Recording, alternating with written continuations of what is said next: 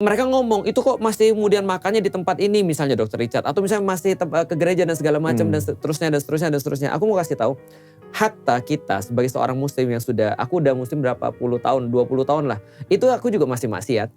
Dan maksiat yang aku lakukan itu setara dengan maksiat-maksiat yang lain. Artinya gini, hatta ada orang muslim gak sholat pun itu tidak membatalkan keislamannya loh. Selama itu dia lakukan bukan karena dia gak yakin sholat itu perintah Allah. Tapi contohnya misalnya, kenapa gak sholat? Aku males Ustadz. Itu gak membatalkan keislaman dia loh. Artinya aku pengen untuk fair aja. Ada orang bilang kan, Dr. Richard tuh muslimnya cuma pura-pura. Pernah gak dengar kayak gitu? Iya.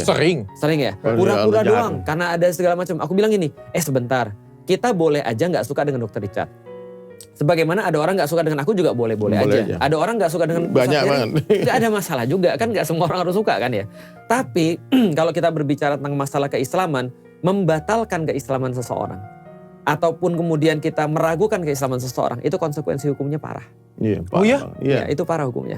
Oh, makanya, kalau kita membatalkan keislaman seseorang, jatuh ke dia. Kalau itu kamu kata kafir kepada orang, maka kafirlah kamu. Iya, contoh ya dia cuma Islam pura-pura. Nggak boleh. Nggak boleh. Karena di zamannya Rasul itu terjadi. Apalagi kalau misalnya orang itu memang Islam beneran. Iya. Apalagi. Itu terjadi pada Usama bin Zaid. Usama bin Zaid itu adalah anak yang sangat disayang oleh Rasulullah.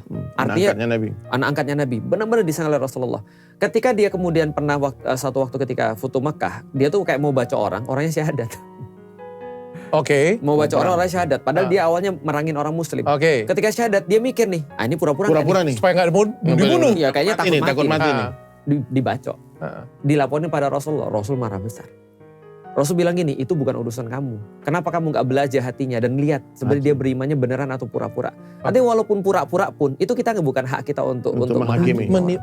Meskipun pura-pura loh artinya. Nah itu yang pengen aku kasih pada orang, meskipun hari ini misalnya kita masih ngelihat Dr. Richard belum sempurna dalam keislaman, itu tidak membatalkan keislaman Dr. Richard. Kecuali melakukan pembatal-pembatal keislaman.